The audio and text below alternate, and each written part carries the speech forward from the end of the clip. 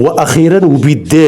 وبالدليل القاطع بان غيتم التسليم ديال لقب كاس افريقيا الى المغرب. وهذا الشيء اللي غادي نحاولوا نشروه معكم بتفاصيل، غادي تصدموا في تفاصيل اللي هي جديده وغادي تخليكم لانكم بالفعل تعرفوا بان كاس افريقيا 2025 غادي يتم التسليم ديالو الى المغرب.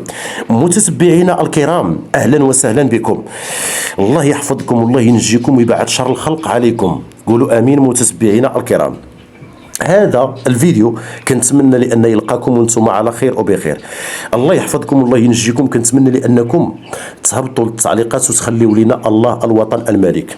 فزائد ما تنسوناش من اللايكات ديالكم فضلا وليس امرا، الماكسيمو د اللايكات،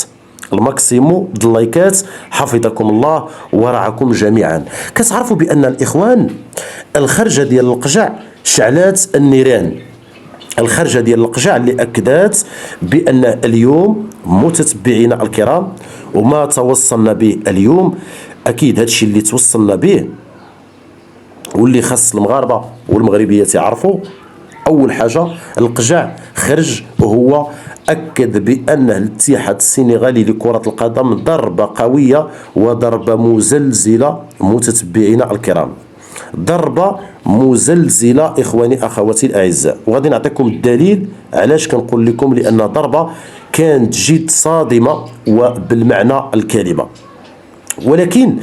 كيأكد بان القجع عنده دلائل اللي هي ضامغه، وهاد الدلائل اللي هي ضامغه اللي كتأكد بان كأس افريقيا 2025 سوف يتم الارجاع ديالو الى المغرب. ماشي هذا فقط اللي جيت باش نشر معكم، ولكن الاخبار وبالدلائل اللي جيت باش نشرها معكم اخواني اخواتي واللي غادي تتعرفوا عليها خلال هذه الحلقه غادي يصدمكم. لان الكاف او الطاس،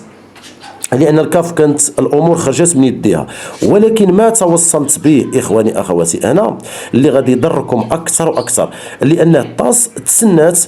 بفارغ الصبر، وهذا الشيء اللي خصكم تعرفوا، تسنات بفارغ الصبر لأنه من أجل، وهذا الشيء اللي خاص المغاربة يعرفوا، من أجل لأنهم على الأقل يقدموا شي دليل اللي هو يكون قاطع، يكون شي دليل اللي هو قاطع من أجل أكيد أصدقائي لأن باش يتم الطعن في القرار السابق. ولكن المصيبة الكبيرة والكارثة الكبيرة، يعني خصكم تعرفوا واحد النقطة لأنها مهمة باش يعرفوا الإخوان والأخوات، لأن اليوم تسنات بأي طريقة لأن تسنات الطاس، لأن باش يقدموا لهم الاتحاد السنغالي لكرة القدم على الأقل يقدموا لهم شي دلائل اللي هي أو شي دلائل اللي تكون في المستوى، واللي من طبيعة الحال يعني صراحة على الأقل، لأن باش يقدروا بأنهم باش يستسلموا كما تيقولوا أو غيبقى الكأس لأن لصالحهم. ولكن المفاجأة والخطير في الأمر هو اللي أنه تبين لأن لم يقدموا شي دليل قاطع،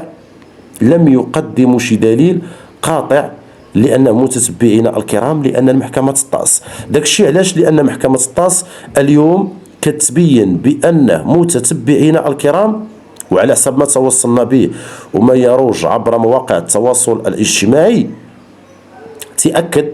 بأن الطاس تسنات، لأن باش على الأقل هاد الناس يخرجوا ويأكدوا بأنهم دلائل اللي هي قوية، ويأكدوا بأنهم دلائل اللي من طبيعة الحال اللي تكون في المستوى على الأقل باش يمكن لأنهم اللقب يبقى. ولكن ما قدموش للحد الآن، لم يقدموا دليل بسيط على لانهم متتبعين الكرام، وبالخصوص لان اللي خصكم تعرفوا ما كاينش شي دليل اللي كيقدموه دابا لحد الان او اللي قدموه بخصوص لان للاسف واللي تبين شي دليل قاطع، لان باش يقوموا اكيد او الكاس يبقى عندهم، ولكن للاسف هذا الشيء كامل ما كاينش متتبعين الكرام. اذا داك الشيء علاش، لان قررت بانها محكمه الطاس لان غادي تسلم كاس افريقيا باش ينتهي هذا ينتهي، لان متتبعين الكرام باش ينتهي هذا هذا الشيء هذا اللي كيروج دابا عبر مواقع التواصل الاجتماعي بهذه الطريقه الكارثيه، واللي مازال كيطمعوا او كيحاولوا ما امكن، لان باي طريقه لانهم باش يحاولوا، لانهم قال لك سيدي لان باش يبقى كاس افريقيا من صالحهم، وهذا الشيء راه ما غيبقاش، لان القجع راه خرج وضرب واحد ضربه من حديد. قال لهم بان اليوم حنا عرفنا بانه ماذا يقع، وعندنا دلائل اللي هي دامغه، وهذه الدلائل اللي هي دامغه اللي كتاكد اخواني اخواتي الاعزاء بان نحن اليوم، وهذا الشيء اللي خاص المغاربه والمغربيات يعرفون، نحن اليوم جاهزين لان باش يكون الاستسلام ديال اللقب كأس إفريقيا 2025، يعني غادي يتسلم في هذه الأيام القليلة، وسوف ننتظر الخبر اللي غيكون مفرح إن شاء الله. لأن الخوت هذا الاتحاد السنغالي لكرة القدم فتيقول بأنه هو راه عنده دليل وعنده شي صرغة لأن داز ليها، وداك الشيء علاش؟ لأنه ممكن كما تيقولوا دابا حاليا كيقول لك ممكن لان ربما هذا السيد هذا او هاد الناس هادو لانهم راه غادي يرجعوا كاس افريقيا 2025 الى يعني ديالهم رسميا ديالهم، ولكن اليوم ما كاينش شي حاجه اللي كتاكد بان هذا الشيء كاين، ام ربما فقط لانه ما يروج عبر مواقع التواصل كله لا اساس له من الصحه. متتبعينا الكرام، لا اساس ليه من الصحه هذا الشيء. يعني اليوم حصلوا ما قدموا دلائل الى محكمه الطاس، ما قدموا دلائل لان قويه اللي كيقولوا بانهم هما حقا ما حقا،